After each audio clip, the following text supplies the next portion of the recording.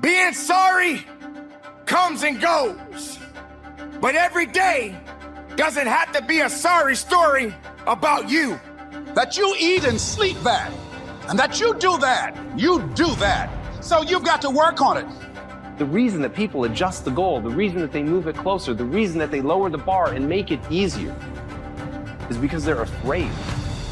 The difference is not your ability.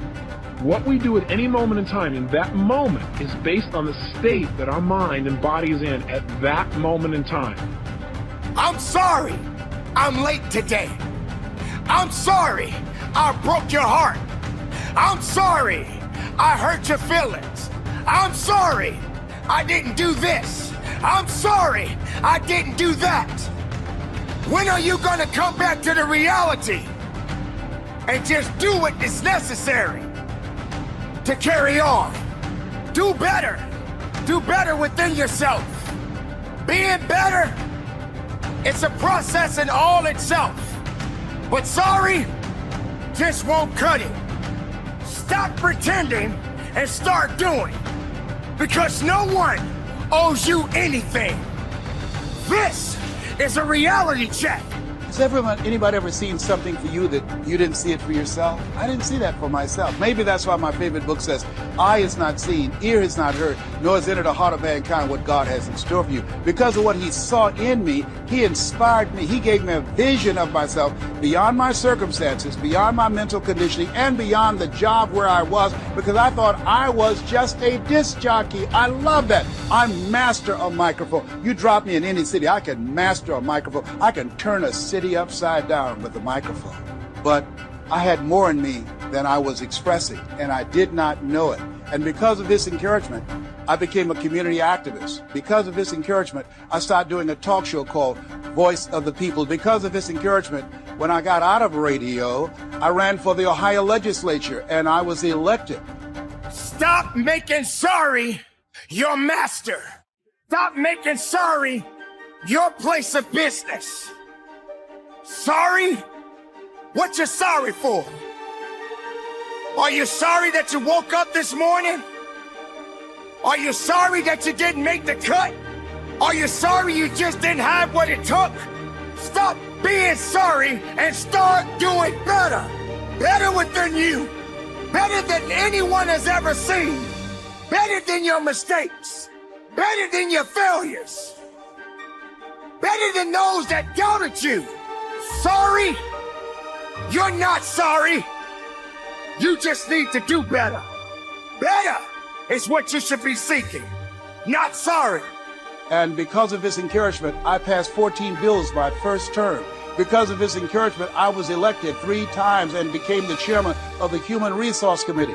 Because of his encouragement, I became a public speaker. Because of his encouragement, I became an author. Because of his encouragement, I did a show for King World called The Les Brown Show, and they paid me $5 million, $2 million not to speak. Because of his encouragement, I produced specials for PBS, public television.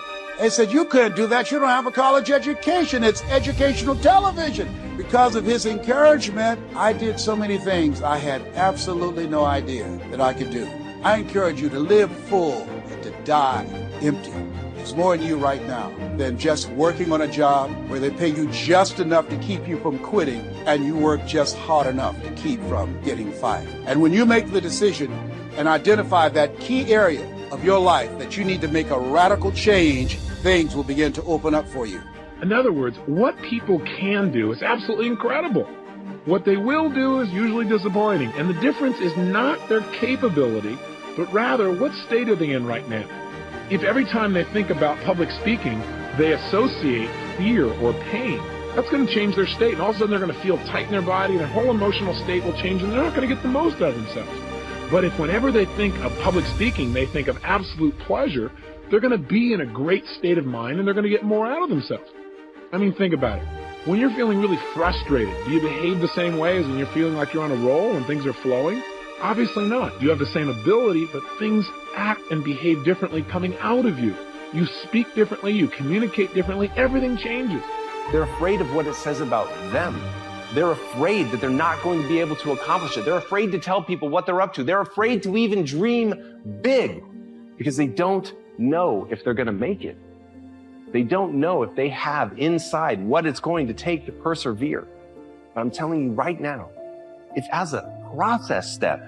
You simply change it so that when something proves itself to be impossible, you don't ask, how do I change it to something that is possible? Instead, you find another way around. You find a way to believe that there is always a path to making the impossible possible, that you understand that as you grow and get better and become capable of more, that you can overcome things that were impossible yesterday. And that, my friends, is the key to accomplishment. I'll give you another example. Have you ever forgotten something simple like your own home telephone number or address or how to spell the word the? Ever had one of those enlightening experiences? Now, you know how to spell the word the. How come you couldn't remember? The answer is because you're in what I call a stupid state, right? You were in a state of mind where your brain wasn't able to get a hold of the answers. The answers are there, but you couldn't get there. So I believe one of the most important things, probably the most important thing that you and I can do in our lives to create the power and joy and passion that we really want is to learn to manage our own states of mind. In fact, think of the cost of not managing them. If you don't manage your emotional state, it'll cost you virtually everything you want in your life. Friends, family, success, and just the joy that every one of us wants to experience on a daily basis. Hey, let me ask you a question. Is what happens in your life the thing that determines how you feel at any moment in time? Yes or no? In other words, it doesn't matter whether or not, for example, the economy is doing really strong as to whether or not you feel good. To understand the only difference between the possible and the impossible is your set of skills, a belief in yourself, a belief that you can get good at anything that you set your mind to. So make that the pillar upon which all of your identity stands, that when times get hard, you go harder. As Ernest Hemingway noted, the world breaks everyone, and afterward, many are stronger in the broken places. But my question is, why isn't everyone? To me, it comes down to the strategies that you use. There really isn't anything objectively good or bad. There isn't anything that happens to you that can't be overcome. There isn't anything that could happen to you. Anything. Most people say no. Some people say, well, you bet. No, does it matter how your relationships are going? Does that determine how you feel? Is how you feel determined by the weather? By how much sun or rain there is? Is it determined by how other people treat you? I'm here to tell you the answer to that is no. I'm not saying that it doesn't complement or support you feeling one way or another. I'm saying how you feel at any moment in time is purely designed and the result of how you are directing your own mind and body at that moment. What I'm saying to you is no matter what is happening in your life, you are in control of your own states. And once you understand that, number one, and number two, you use that ability, you now have control over your life at a whole new level. And you have more fun and joy and passion than you ever dreamed of once you take that responsibility and take that control. Now, for some people, when they say, well, that seems like a heavy responsibility, well, look at the opposite. What's the price of not managing your states?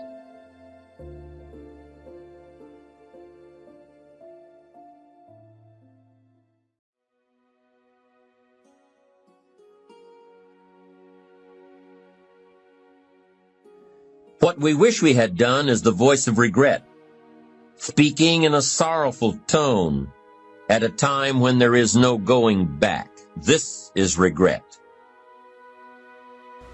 Why do we live our life to be validated so much by strangers? Why do we let these people dictate how we feel about ourselves?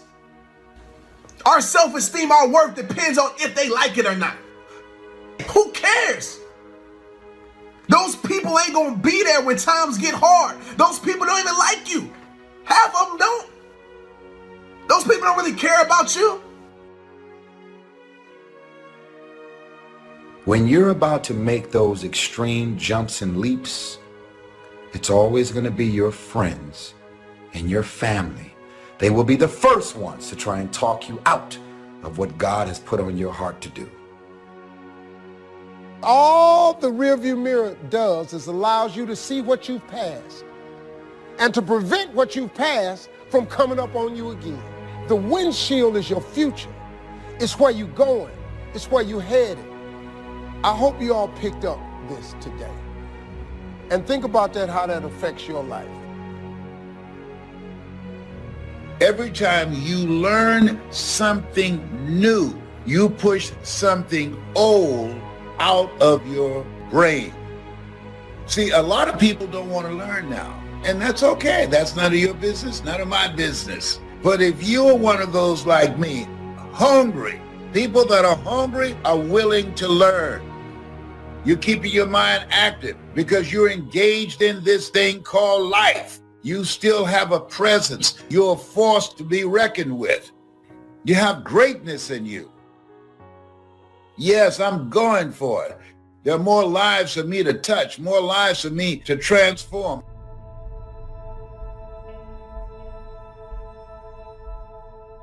Don't dilute the vision and don't pollute it with how you want it. Don't weaken it by diluting it. Don't pollute it by adding to it. Some of the people you're trying to straighten out, they're not going to ever be straightened out. They're chickens when you're supposed to be sailing with the eagles. And that chicken with all that gawking and flapping ain't going to never fly. And you just chasing behind something that's not going to ever jump over 4 feet in the air. You could have been soaring with eagles and you're fooling with them chickens. They're chickens. Feed them and keep on walking. Enlightened self-interest needs to be educated. I will learn that life is not just the passing of time. If you have a support system in place, that's beautiful.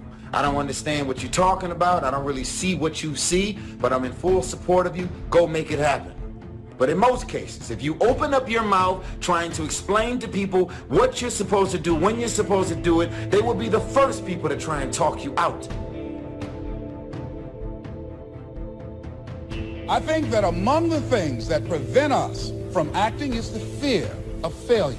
And if you've already failed, you don't want to fail again, the pain of that. The fear of loss is another thing. Because many times when we do those things that we know we need to do, we feel that we might lose somebody. Many of us don't act because we want other people's approval. And that's not possible. Many of us don't do the things that we want to do and don't act because of lack of self-confidence. We don't believe enough in ourselves. Watch out for we's, because people will control you with a we, and you will miss your opportunity trying to be loyal to the we, and all of a sudden, in order to fit in your sociological environment, you passed up the promotion, you passed up the position that you wanted to take because you want the people you're sitting beside to like you and accept you.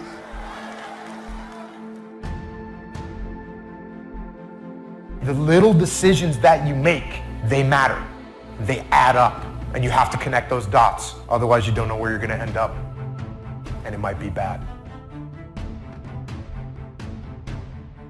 I just beat me.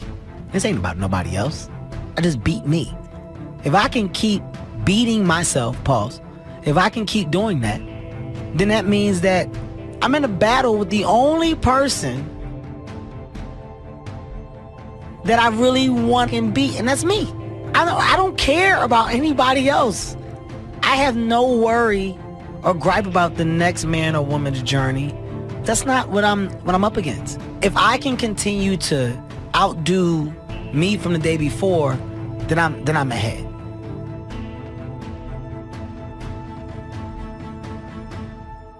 I will learn that life is the collection of experiences, highs and lows, laughter and tears. You must decide to act. You must have the discipline to act. One discipline affects another discipline. Everything affects everything else. Nothing stands alone. If you're always seeking a certain status to validate who you are, you're never going to have peace. You can't climb up to find yourself. You have to find yourself so you can climb up. So you can be who you are before anybody knows who you are. If you listen at discouragement, it will cause you to make bad decisions. It will cause you to think that life is not worth living. And secretly, behind the facade of a smile and a good morning and a praise the Lord and a how are you, you will wonder if you're ever going to get out of what you're into. One of the things that we know about life is that it is always changing. Sometimes you're up, sometimes you're down. Sometimes you're happy, and sometimes you're sad. Now that's that thing called life. And when we begin to understand and know that, accepting that reality that we will never ever have things just on an even keel all the time, that you're gonna have some ups and you're gonna have some downs. But during those down moments, that's where the growth takes place. That's where the work is. Anybody can feel good when they have their health, their bills are paid, they have happy relationships, the children are acting normal, business is successful. Anybody could be positive then. Anybody can have faith under those kinds of circumstances. See, but the real challenge of growth, mentally, emotionally, and spiritually, comes when you get knocked down. Adversity introduces a man to himself or a woman. How you handle it, that's where the growth takes place. Most of y'all have visions and ideas that are sent to you, and you're trying to explain it to other people, and because they were never sent the vision, most of y'all say, well, maybe it's not meant to be. That was something that God sent you. That was your vision, your idea. It's not his or not hers. So what ends up happening is your family, your friends, they end up talking you out of your individual experience that you have with God. I don't know what kind of odds are against you today, physically, financially. I don't know what kind of storm has come or trying to come into your life. If you wait too long to decide what you're going to do with your life, you'll find out that you've already done it. You have to learn to start where you are. Big doors swing on little hinges. When you start renaming it and you start reframing it and you choose to remain in it, what happens is you produce this word. It's called resiliency. The righteous man, he falls 7 times, but he gets back up. I'm choosing today to get back up, to remain in the grind. We all have these tough moments in life. And see, they can make you or they can break you. Come on now, come on, bring it, come on now. I had to replace fearfulness with being fearless and take the initiative to do something else with my life. Greatness is not inherited. It's not the result of birth, in other words. You can be born high and live low. Or you can be born low, but you can still live high. Your greatness is not determined by your pedigree or the family that you were born into. Your parents can be great and you can be a dummy. The key to your future is the successful management of time and change. You can't stop time, so all you can do with them is manage them. And you become what you are based on how you manage both of them.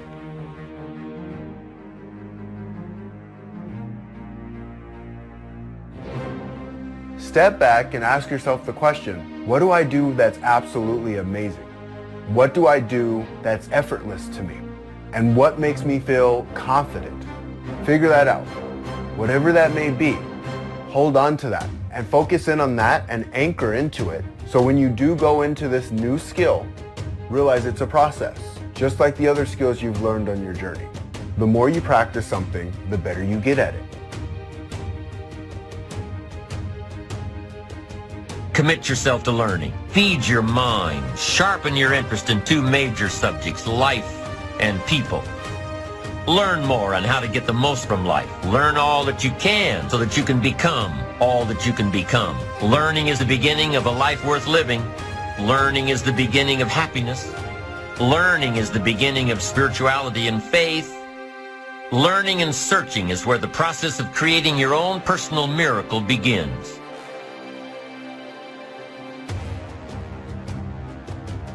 Greatness does not have to have the approval of everyone.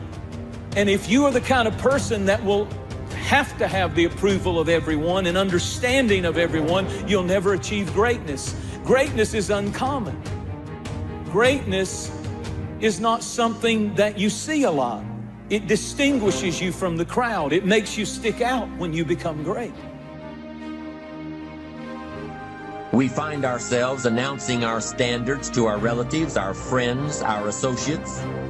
We shout our beliefs and condemn those who believe any differently, but then we don't walk the talk.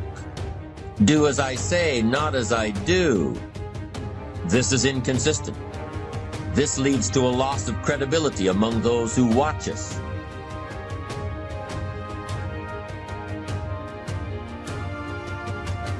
Find somebody close enough to you that has observed you or been around you that you value their opinion, and ask them, how do they see you? And then compare what you have with what they say. See, there are things many times that people can see in us that we can't see because it's a blind spot.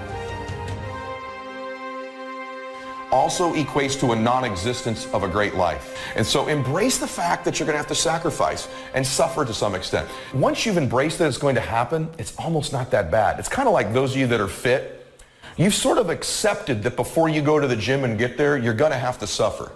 And we go anyway. It becomes a habit. It takes discipline to change a habit, because habits are formed a little bit each day, every day. Once habits are formed, they act like a giant cable that only long-term disciplined activity can change. It takes the consistent application of a new discipline, a more desirable one, to overcome one which is less desirable. We must unweave every strand of the cable of habits slowly and methodically. If it does not measure up to my expectations, I'm not going to invest my time. I don't have the luxury to waste time. I'm expecting some great things from life. So examine your expectations versus your wishes. Some people wish they could do better, but some people expect to do better. Where are you on that? Anticipation is the ultimate advantage. Winners, leaders anticipate, losers react. The reason you get beat is you don't know where things are happening, so you're reacting. Reaction is always stressful. And yet so much of our life is predictable if we just were to study it, not be caught up in our day-to-day. It's predictable the challenges you're gonna have in your relationships or with your kids or with your body. These are predictable. And if you were to anticipate these things and put a strategy in place, you could take it all out and have the quality of life that you deserve. Those that anticipate, those that lead, and then there's those that follow. The followers are the reactionaries. The system we live in and contribute to is designed to make the easiest things in life the most unprofitable.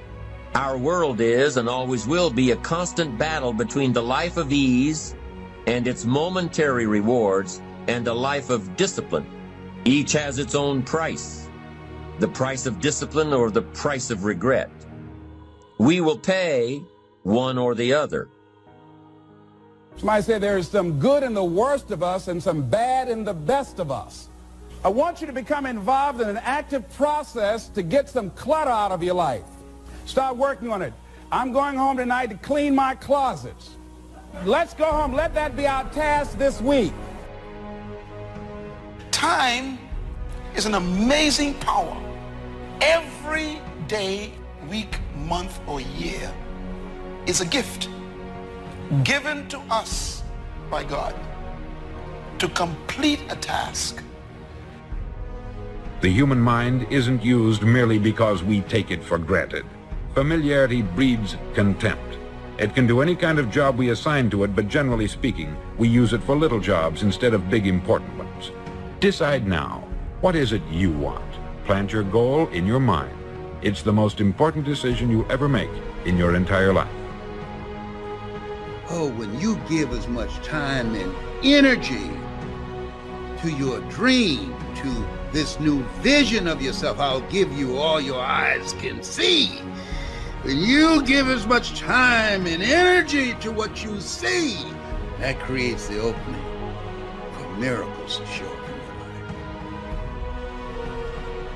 Do you want to be an outstanding salesman, a better worker at your particular job? Do you want to go places in your company, in your community?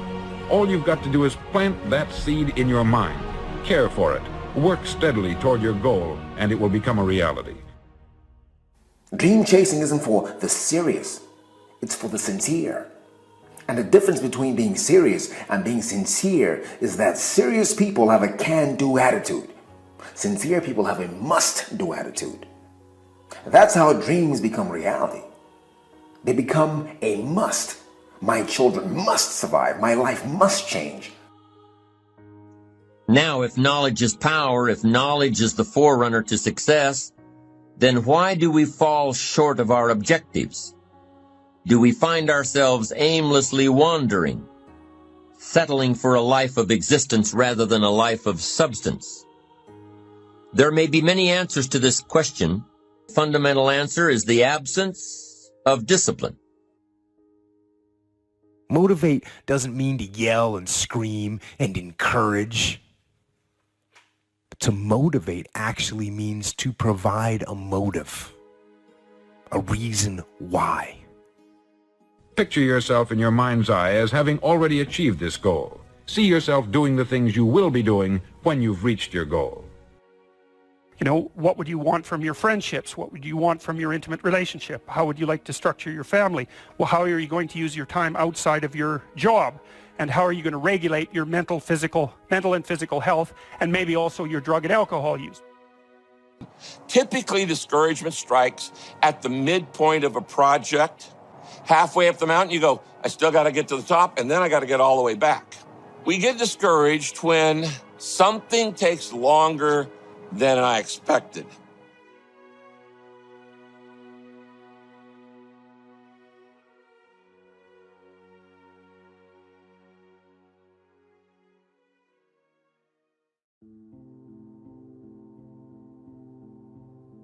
And you've got this plan, you've got this aim, this target, then you got to stay committed. With tears in your eyes, you got to be committed when your brain is hurting. You got to be committed. A good father. And sometimes I'm tired. I don't feel I have the strength. I don't feel that I'm good enough. But I realize that doesn't mean just because you don't think you're good enough doesn't mean you can't be good. To a homemaker, it probably means that she has a well-run household and a wonderful family. To an outside professional, it's most likely the thrill of closing a major contract. You might have more talent than me. You might be smarter than me, but I will not be outworked, period. It's such a simple, basic concept. Is the guy who is willing to hustle the most is going to be the guy that just gets that loose ball. There's only one thing you cannot purchase. There's only one thing you cannot buy, and that's what real peace do. That's something you're going to have to do. You got to put more energy, and you got to put more effort in your stuff than anybody, so you're getting up at 4. When you haven't gotten sleep in a few days, you got to be committed. You got to plow through that depression, that heaviness, that weariness, and you got to cling to the joy of the thought of the future that if you finish this course, then there is a reward at the end of this pain. You may feel as though you are not able to breathe now. You may be inundated with responsibility, and it seems as though there is no way out of this. You have to be grateful for the ground that you've gained and guard the ground that you've gained. Celebrate the small wins. If we keep looking at the big picture, if we keep looking at the end game, if that's all we fix our eyes on, doesn't mean you can't be great. Doesn't mean you can't carry on.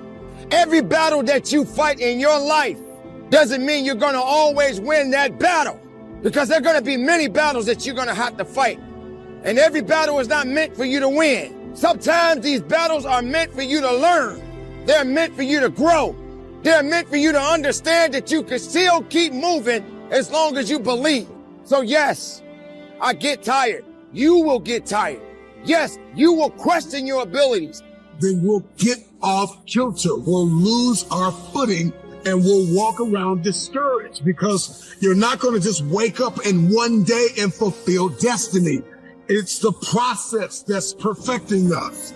It's the ins and the outs and the nuances. It's the song and the dance between destiny and the journey and the process and the promise. And we've got to learn how to execute the day. Give us this day. We've got to learn how to execute the day.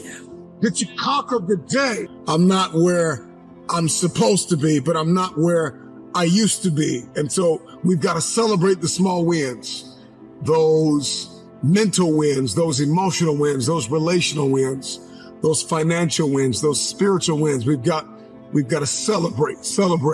Yes, you will start thinking to yourself that, hey, I'm not ready for this. The fact of the matter is, when you were born and you were ready.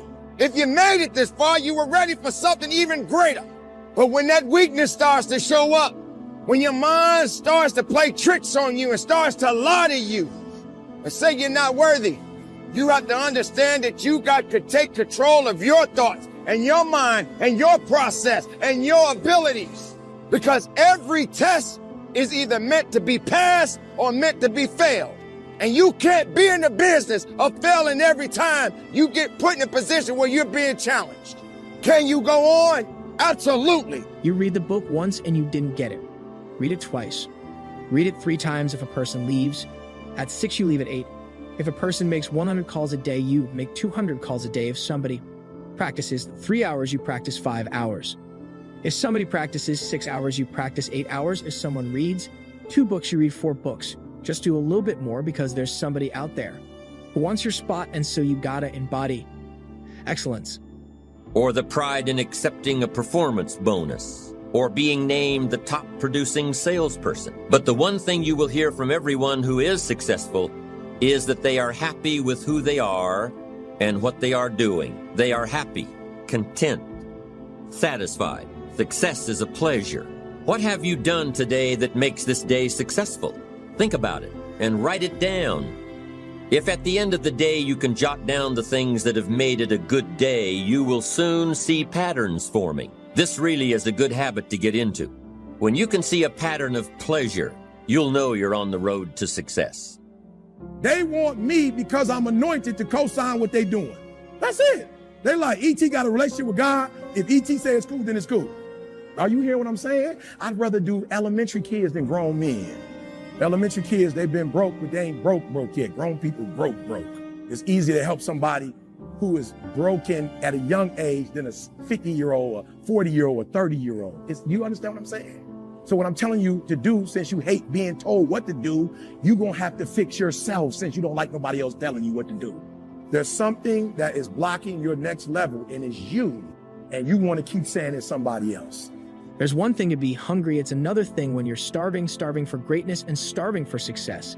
You start train like it's your life, not a game, like it's your life. Like this, the last opportunity, only opportunity, see a guy like me. I knew someone was better than me. There's more talented people than me, probably more talented than you, but you might outwork me for 30 days or 60 days or 90 days. But you ain't gonna beat me over a year. You can outwork me over 2 years. You're gonna work me over 3 years. I might get you eventually, I'm a dripping damn faucet, I just keep coming at you. So take note of Mr. Franklin's 3 principles of success and ambition. Number 1, big achievements come one small advantage at a time, one step at a time, one day at a time. Number 2, you have the power to mold your life, to make it whatever you want, to shape it and reshape it. And number 3, success is measured through pleasure. This is the key one. Success is measured through pleasure. You've got to be happy along the way. You've got to learn to give yourself a pat on the back. Good job, you need to tell yourself. I'm proud of me today. You've got to be happy. You've got to learn to enjoy the process. These are really common sense ideas. They're practical. And William James agreed. He's another American great, one of the most notable philosophers and psychologists in our history. People like E.T., I want to do what you do. No, you don't. I'm my own boss. When I worked at Michigan State, I had to be to work at 9 o'clock. When I work for myself, I get up at 3. When I worked at Michigan State, I get to leave at 5. When you work for yourself, you don't have no time when you get off. You don't get off. You stop when the work is done. I work harder for myself than I did and you talking about you want to work for yourself. No, you don't. You can't show up for another man. I'm just being real. There are those of you who work for yourself, you don't even have a plan. You don't even have like a vacation package for yourself. You just get to get off whenever you want to. What kind of job is that? You can just take off when you want to? That ain't no real job. You ain't got no insurance. You ain't paying yourself. But when you had a job, you could get there for them when they wanted you to get there. Oh, you had to tell them when you was gonna be sick, when you want, but for yourself, you ain't gotta do nothing? You might think I'm knocked out, I just keep coming. I'm too damn tough to give up. Most people have ass. Half their life, all the time, I knew they were gonna get tired, they were gonna flinch. They were gonna get down, they quit. Improving themselves, they start sleeping. and they spend all their damn money, I'm not. Gonna do that stuff, let's save money, I'm gonna get up early, I'm gonna keep getting wide, I'm gonna stay relentless. It is the process of the grind that shapes you and forms you, it's not the game, and that's why most of y'all get beat in the cave or make mistakes in the game.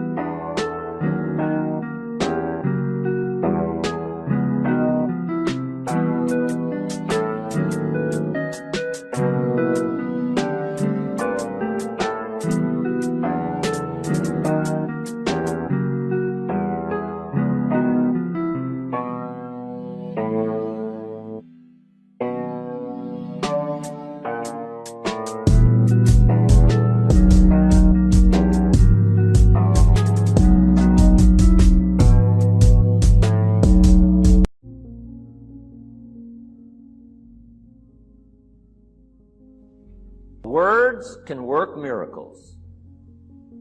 Words are powerful. Words are almost godlike. In fact, ancient script says the Word was God. God was the Word. Wow, words and God. What if somebody can't possibly see how they could do well, how they could become successful, how they could transform their lives and their health, their future, and their finances, spiritually, and every other way? They can't see, and you come along and share your story, and maybe borrow some other stories. And by the time you get through with a good presentation to this person, they say, now I can see. Before you got here, I was blind. I was in the dark. And while you were talking, some things dawned on me. Is it possible to create light with human intelligence, with words? And the answer is, of course, of course.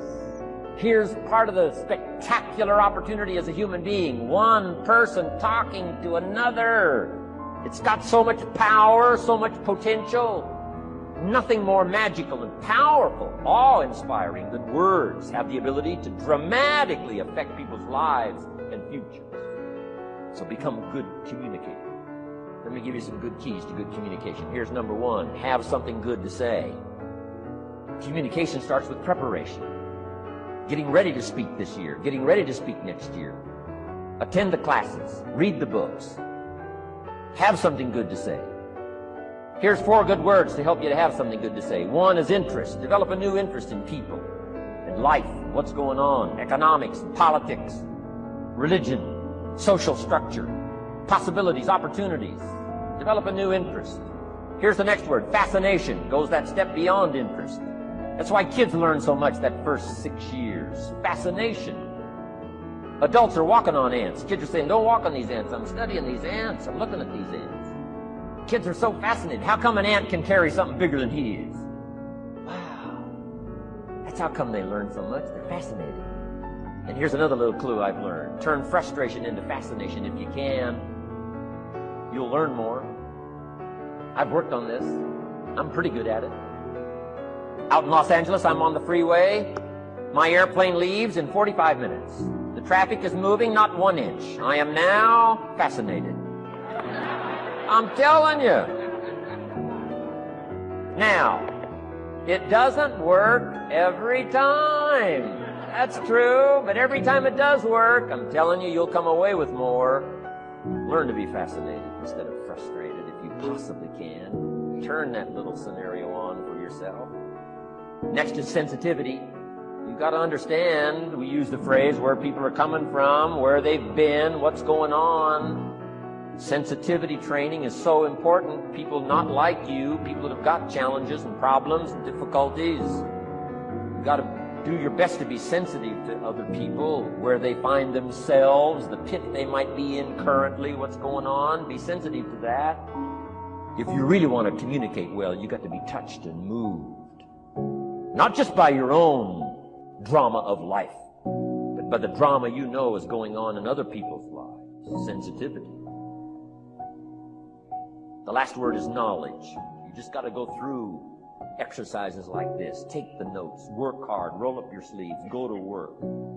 Gather the knowledge in journals, gather the knowledge in notebooks, gather the knowledge in a library and cassettes and videos and every other means. Gather knowledge. Don't be lazy in learning. A major part of communication is preparation. Now here's the next part of good communication. Say it well. One is having something good to say. Number two is saying it well.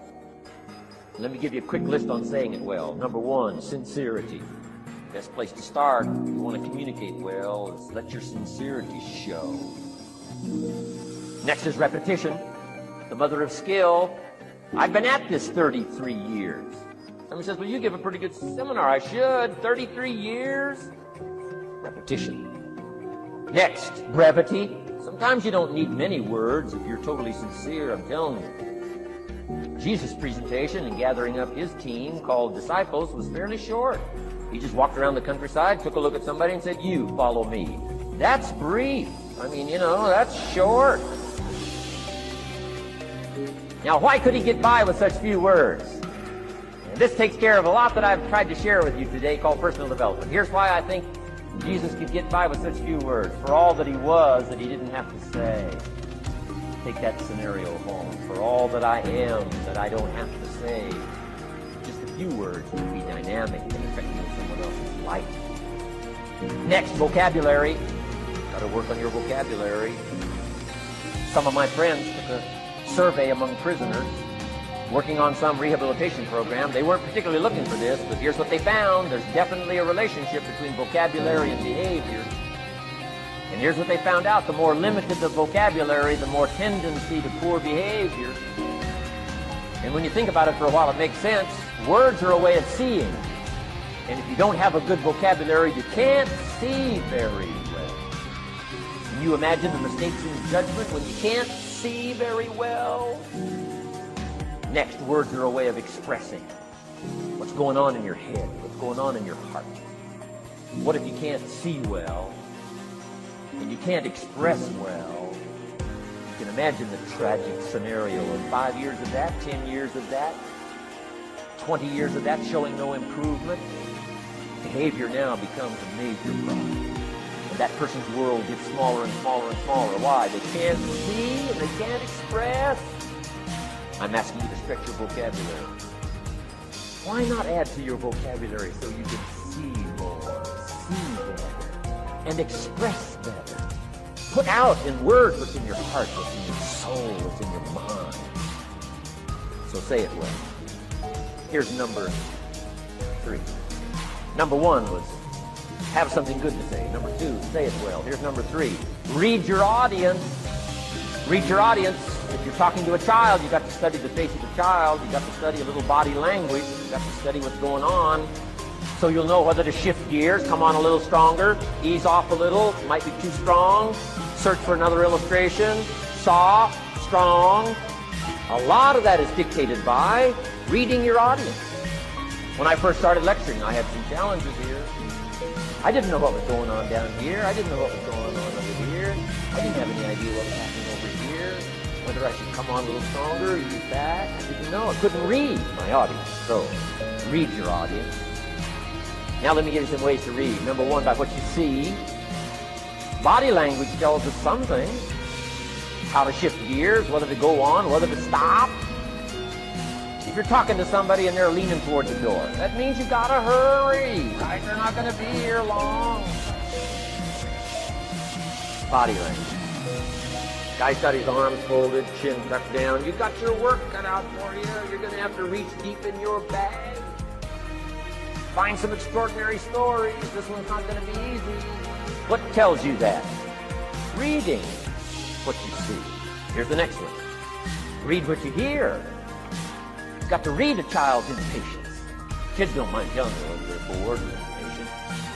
Kids' attention span is short. You got to get it in. You start talking to a child, 30 seconds they say, how long is this going to take? Whoa. Read. Listen. Listen for the response. Now you'll know whether to shift gears, change your language, find a new illustration, soften, stronger. Read your audience. Read what you see, read what you hear. Here's one of the most important. Read what you feel. Now, women are probably better at this than men when it comes to picking up emotional signals. What if you meant to say to someone you care about? What if you meant to say, what's troubling you? And instead you said, what's wrong with you? Communication. So read the emotional signals. Women have this uncanny antenna picking up this stuff.